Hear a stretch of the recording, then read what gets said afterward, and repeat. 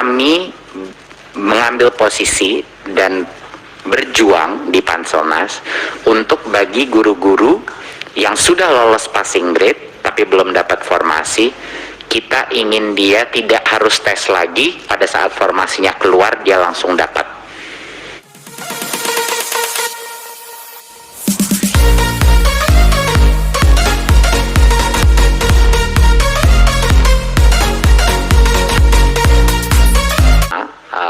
Ini akan detailnya dibahas oleh mengenai guru honorer dan seleksi P3K akan dibahas oleh Dirjen GTK Mas Iwan, tetapi sebelum itu mungkin saya memulai sedikit sebagai intronya.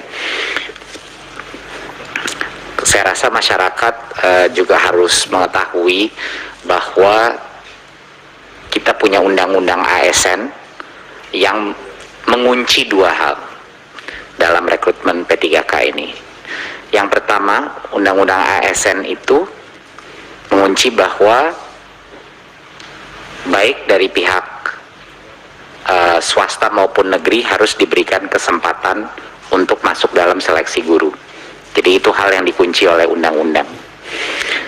Dan yang kedua adalah pegawai ASN harus bekerja di dalam organisasi pemerintahan. Jadi ini dua hal yang memang dikunci oleh undang-undang ASN.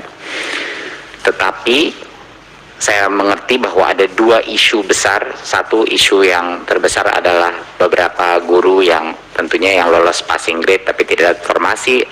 Ada isu kedua yaitu guru-guru yang mungkin lolos passing grade tetapi kalah dengan beberapa guru swasta dari sisi ranking.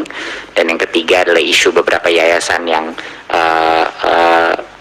kehilangan guru. Ya, ini isu tiga ini. Nah, ini akan dibahas sama Mas Iwan, tapi sangat penting untuk masyarakat mengetahui bahwa Kemdikbud mengambil posisi yang sangat jelas di sini. Walaupun ini bukan keputusannya Kemdikbudristek, bahwa ini adalah keputusan Panselnas, di mana ada beberapa pihak. Posisi Kemendikbudristek, kami ada di sisinya guru honorer. Artinya apa? Kami mengambil posisi dan berjuang di Panselnas untuk bagi guru-guru yang sudah lolos passing grade tapi belum dapat formasi, kita ingin dia tidak harus tes lagi, pada saat formasinya keluar dia langsung dapat. Itu adalah posisi Kemendikbud. Satu, pertama.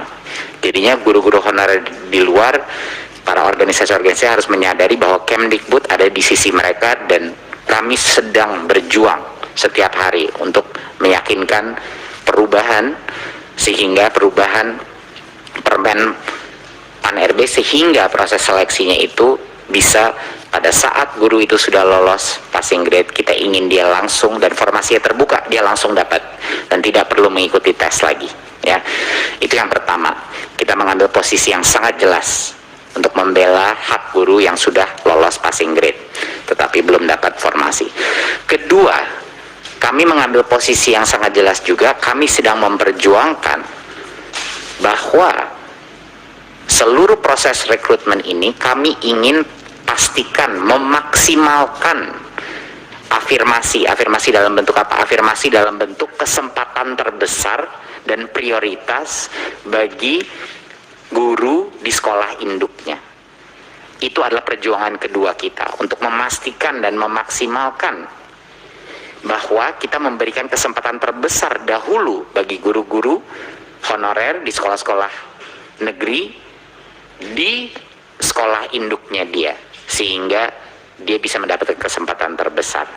Jadinya ini adalah dua hal yang sangat penting untuk dimengerti masyarakat dan para guru-guru honorer, bahwa Kemdikbudristek hadir di sisinya mereka. Ini sangat penting. Tetapi ini adalah keputusan bersama di Panselnas. Jadi mohon dukung kami dalam perjuangan ini, dan insya Allah kita akan mendapatkan terobosan, tapi kami akan terus berjuang untuk mencapai ini, ya. Jadinya sekali lagi saya mengulang, undang-undang ASN mengunci bahwa partisipasi dari guru swasta itu diwajibkan oleh undang-undang. Mereka harus diberikan hak karena mereka juga guru yang diberikan hak untuk Sama seperti kalau kita membuka rekrutmen untuk masuk kementerian, harus bisa diakses dari pihak swasta juga gitu. Itu adalah undang-undang ASN. Dan yang kedua yang dikunci adalah ASN harus bekerja di dalam organisasi pemerintahan, tidak bisa bekerja dalam organisasi swasta. Itu dua hal yang dikunci. Jadi solusi kita apa? Tadi yang saya sudah bilang, kita harus membuat proses rekrutmen P3K ini lebih baik lagi, sehingga benar-benar memprioritaskan guru-guru honorer negeri di sekolah induknya dulu kita berikan kesempatan. Dan yang kedua, yang sudah lulus passing grade jangan disuruh ngambil tes lagi. Pada saat formasinya tiba-tiba keluar, dia harusnya diamankan formasi itu untuk mereka. Ya, itu adalah posisi Kemendikbudristek.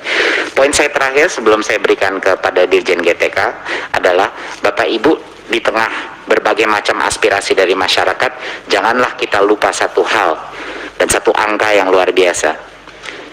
Hampir 300.000 guru di tahun 2021, guru honorer yang tadinya pendapatannya 400.000 sebulan, 500.000 sebulan, yang sengsara dengan gaji begitu kecil, sekarang telah menjadi P3K. 300.000. Kapan itu terakhir terjadi? Saya tidak, Bapak Ibu mungkin yang bisa lebih ingat kapan itu terjadi. 300.000 guru sekarang kesejahteraannya terjamin, yang tadinya tidak. Jadi itu menurut saya suatu hal yang patut juga dirayakan, walaupun proses seleksi ini masih tidak sempurna, dan kita terus akan perjuangkan hak-hak guru induk, guru honorer, tetapi angka 300.000 ini tidak kecil, dan ini akan merubah kehidupan dan kesejahteraan mereka selama-lamanya. Jadi ini merupakan hal yang mungkin patut diingat juga. Dengan demikian dari saya, mungkin bisa saya berikan ke Mas Iwan. Silakan Mas Iwan.